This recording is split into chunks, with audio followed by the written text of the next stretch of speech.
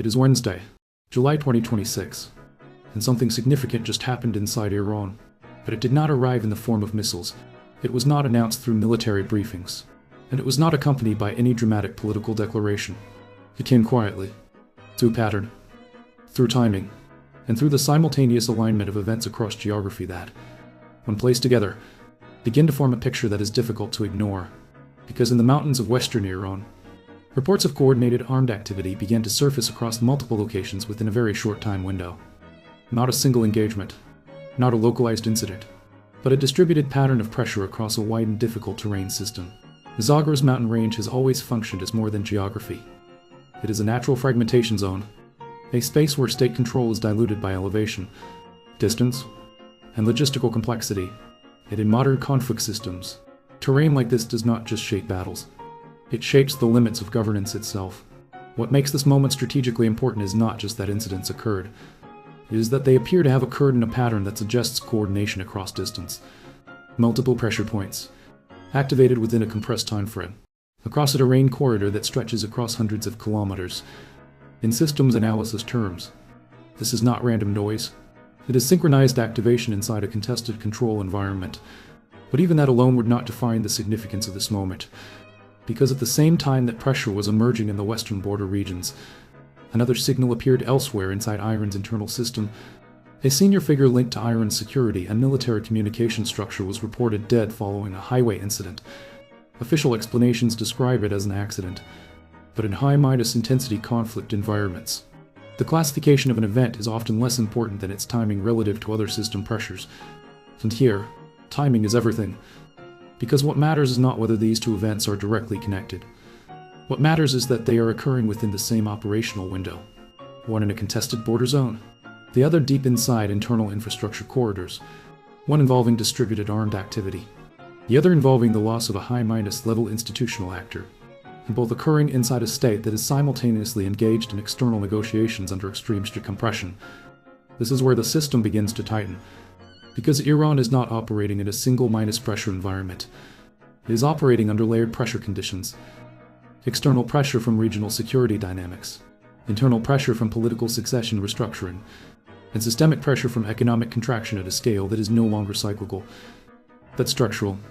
And all of this is happening while negotiations continue in Doha, which means the state is effectively running three systems at once. A security containment system on its western frontier, a political stabilization system inside its leadership structure, and a diplomatic negotiation system externally. Each one dependent on the other's functioning at minimum stability. But systems like this do not fail in a single moment. They fail through synchronization stress, when independent pressures begin to align temporally, not necessarily causally, but structurally. And that is what makes the current pattern different from previous cycles of unrest in Iran. Because historically, these pressures tended to remain compartmentalized. Border unrest stayed localized, internal incidents remained isolated, and external negotiations operated in parallel. But what is emerging now is temporal convergence. Multiple pressure systems activating within the same operational time frame. And when that happens, states do not experience isolated crises. They experience systemic load, a condition where every subsystem is forced to operate above design capacity simultaneously. This is where the analysis shifts from events to structure, because in modern hybrid conflict environments, the key question is no longer what happened. It is how many systems are under strain at the same time, and whether those systems can still compensate for each other. Right now, the answer appears increasingly uncertain, because the western frontier is not just a security concern. It is a logistics challenge. Mountain warfare environments reduce the effectiveness of centralized response systems. They require distributed control. And distributed control is difficult for highly centralized security architectures to maintain.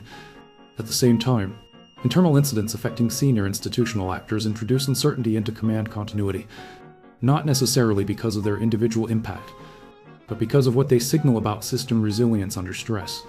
When multiple anomalies occur within a short time frame, systems begin to interpret risk differently, and interpretation drives response. Meanwhile, the diplomatic track in Doha is attempting to function as a stabilizing layer, but diplomacy only stabilizes systems when the underlying environment is not simultaneously escalating elsewhere. Otherwise, it becomes decoupled from operational reality, and decoupled diplomacy is fragile diplomacy, which brings us to the central tension defining this moment. Iran is simultaneously trying to contain frontier instability, maintain internal command coherence, and negotiate external D-escalation, all within the same compressed timeline. This is not a linear crisis. It is a multi-layered system stress event, and those are significantly harder to manage because they do not have a single point of failure.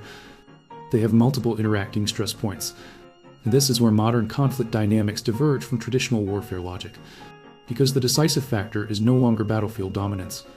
It is systemic synchronization under pressure. In other words, not who wins engagements, but who can prevent pressure systems from aligning into collapse conditions. And right now, Iran is operating inside a configuration where alignment risk is increasing, not because any single front is decisive, but because multiple fronts are becoming temporally linked. And that is the underlying strategic signal emerging from this week. Not escalation, not resolution, but synchronization of pressure across domains that were previously partially separated. And once that begins to happen inside a state system, the next phase is no longer about individual incidents. It is about whether the system can decouple them again before they reinforce each other. Because if it cannot, then what looks like separate events begins to behave like one continuous pressure system, and that is when structural change becomes possible, while missiles and maritime incidents continue to define the visible layer of this conflict. The most consequential developments are now happening somewhere far less visible, inside negotiation rooms, and more specifically, inside a system of indirect diplomacy that has quietly become the only functioning stabilizer between two adversaries operating on completely incompatible assumptions. Because what changed this week in Doha was not just that talks resumed, it is that both sides agreed to remain inside the process. And in this kind of conflict architecture, continuation is not procedural, it is strategic survival, according to statements released through Qatar's foreign ministry. Separate delegations from the United States and Iran engaged in what were described as constructive discussions focused on the implementation phase of the existing memorandum framework. Not a new agreement, not a final settlement, but something more fragile and arguably more important. A shared decision to keep the negotiation loop open. In modern conflict systems, that loop is the last barrier between escalation and stabilization. Vice President J.D. Vance reinforced that framing publicly, stating that discussions are progressing, but still in early stages, and that nuclear issues remain the next major phase of engagement. That single sentence matters more than it appears on the surface, because it signals sequencing. And sequencing is what defines whether diplomacy becomes structured or collapses back into reactive crisis management. Right now, nuclear verification is not yet the center of the talks, but everyone involved understands it will be. And when it arrives, the entire structure of the negotiation changes. To understand why this is so sensitive, you have to zoom out from diplomacy and into the physical condition of Iran's nuclear infrastructure itself. Because the current negotiation is not occurring in a neutral environment. It is occurring in the aftermath of sustained kinetic pressure that has already degraded key facilities and disrupted inspection continuity. The International Atomic Energy Agency has been unable to fully access several critical sites, particularly those associated with enrichment activity. And in verification systems, absence of access is not neutral. It creates uncertainty. And uncertainty, in nuclear diplomacy, is the most destabilizing variable of all. Satellite imagery analysis suggests ongoing activity around previously targeted facilities. But imagery is not verification. It is inference. And inference is precisely what both sides are now trying to weaponize in opposite directions. One side argues that activity indicates recovery and potential reconstitution. The other frames it as assessment and stabilization after damage. Neither interpretation can be confirmed without inspectors on the ground. And inspectors on the ground cannot arrive without a political agreement that has not yet been finalized. This is the loop inside the loop. At the same time, Iran is negotiating under conditions that go far beyond nuclear constraints. The economic system underpinning the state is under sustained stress. Inflation is not just elevated, it is structurally embedded into daily life. Currency devaluation has fundamentally altered transactional behavior inside the country, and energy export restrictions have reshaped fiscal capacity at the state level. In strategic terms, this is not just economic hardship. It is fiscal compression under geopolitical constraint, and that changes negotiation behavior. Because states under fiscal compression do not negotiate from preference. They negotiate from necessity. This is why diplomatic language coming out of Doha appears unusually careful. Terms like positive progress are not accidental. They are designed to preserve optionality. Optionality is what keeps negotiation systems alive where trust is absent. Because once either side publicly defines the outcome too narrowly, The system loses flexibility and collapses back into confrontation logic. And yet, even as diplomacy attempts to stabilize the framework, parallel systems are still active. Maritime security adjustments in the Strait of Hormuz remain contested. Despite formal agreements on paper, operational coordination is not fully normalized. Shipping data shows reduced throughput consistency. And insurance markets continue to price in elevated risk. This is critical because maritime economics function as real time sentiment indicators. They move faster than diplomacy, and they often reflect system confidence more accurately than official statements. At the same time, regional actors are recalibrated. Flights between Iran and regional partners have resumed cautiously. Certain travel restrictions are being adjusted, and maritime coordination meetings involving Oman indicate ongoing attempts to manage demanding responsibilities and corridor definitions. But beneath this surface-level normalization lies a deeper structural uncertainty, because none of these mechanisms are fully verified yet. They exist in a transitional phase between agreement and implementation, and transitional phases are where systems are most vulnerable to collapse. There is also a temporal constraint shaping everything. A deferred sequence of national commemorations tied to Iran's leadership transition has effectively created a pause window in high-level negotiations. This is not symbolic. It is operational, because large-scale political events require security resources, attention bandwidth, and leadership availability, and those constraints directly affect negotiation capacity. So diplomacy is now effectively synchronized with internal political scheduling, which adds another layer of fragility to an already compressed timeline. But the most important structural variable remains unchanged. Neither side fully trusts the other's interpretation of the agreement they both signed. And in systems where trust is absent, verification becomes the substitute. But verification is precisely what remains incomplete. This is the central paradox of the current moment. A deal exists, but its meaning does not. So when officials describe positive progress, what they are really describing is not resolution. It is containment. The containment of escalation within a procedural framework that is still intact. For now, because underneath all of this, the real question is not whether a deal can be reached. It is whether the systems required to enforce it still function.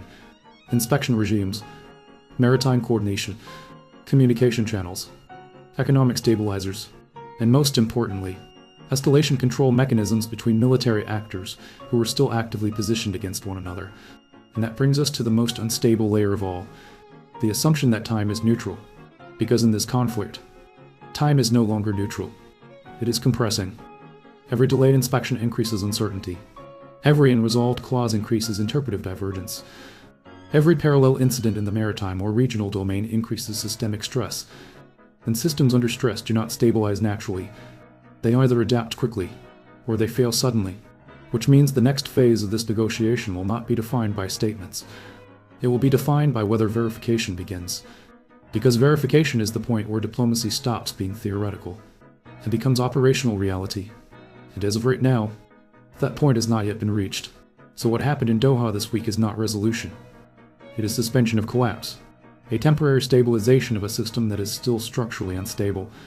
And whether that stabilization holds depends entirely on what happens next in three parallel domains: the nuclear verification track, the maritime enforcement track, and the internal political sequencing inside Iran itself.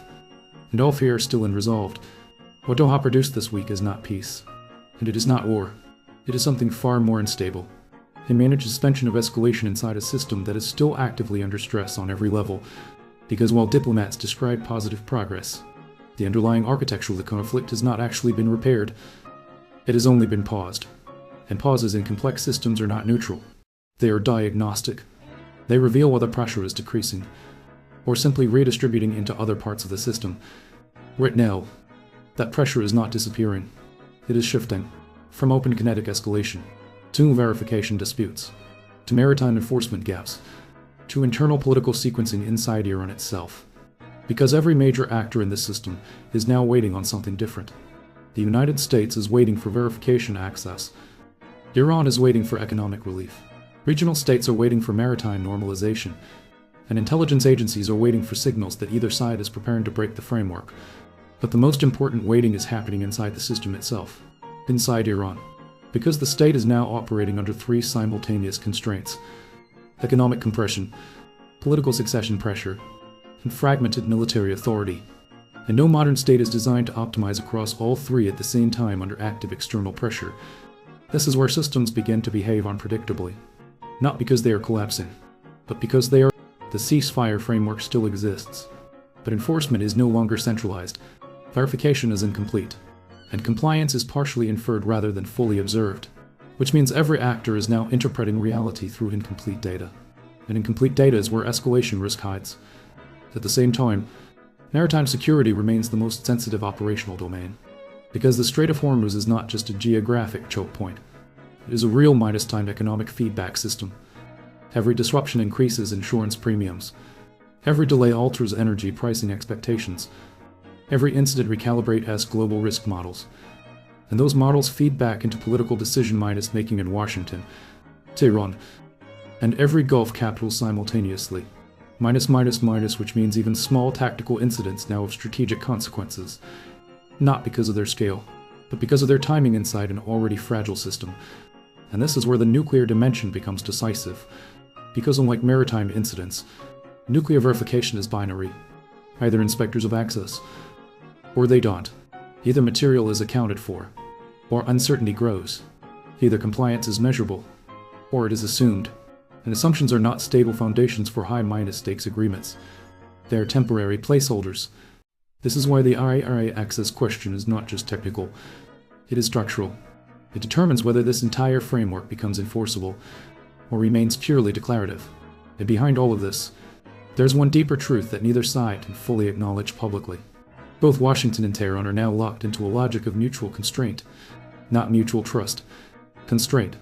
Because for the United States, escalation is no longer cost-free. It now carries direct implications for energy markets, regional force protection, and domestic political stability. And for Iran, escalation carries existential economic risk under already compressed fiscal conditions. So both sides are operating inside a narrow corridor of acceptable action. Too much escalation breaks the system. Too much concession breaks internal politics. And that corridor is where Doha now sits. But corridors are not stable spaces. They are transitional zones. And transitional zones always lead somewhere. The only question is where. And that brings us to the most important structural signal in this entire sequence. Not what was said in Doha. Not what was agreed, but what was repeated. Both sides agreed to return. That phrase is not diplomatic filler. It is system continuity language. It means the framework has not collapsed yet. But it also means the framework has not stabilized. Because in high-intensity negotiations like this, returning is not guaranteed. Returning means the incentives to keep the system alive are still stronger than the incentives to exit it. But that balance can shift quickly, sometimes without warning. And right now, everything depends on what happens before the next meeting. Not during it. Before it. Because between meetings, the system isn't structured. And unstructured systems are where miscalculation happens. A maritime incident. A political statement. A verification dispute. A misread signal. Any of these can reintroduce escalation logic into a system that is currently trying to suppress it. And once escalation logic returns, it does not simply disappear again. It accumulates. This is the underlying risk that analysts are now quietly focused on. Not collapse. Not war. But recursion. A cycle of partial escalation and partial escalation that gradually erodes the stability of the framework itself. Because the deeper truth of this moment is simple. This conflict is no longer about one agreement. It is about whether agreements of this scale can still function under modern pressure systems. Military pressure. Economic pressure. Political pressure. Technological pressure. And information pressure, all operating at the same time. And Doha is the point where all of those pressures intersect. Not resolve, intersect. So when officials say positive progress, what they are really describing is something more fragile. A system that is still coherent enough to continue, but no longer stable enough to be predictable. And that is the most dangerous phase in any modern conflict. Not escalation, not resolution, but controlled instability. Because controlled instability only stays controlled as long as every actor believes the alternative is worse.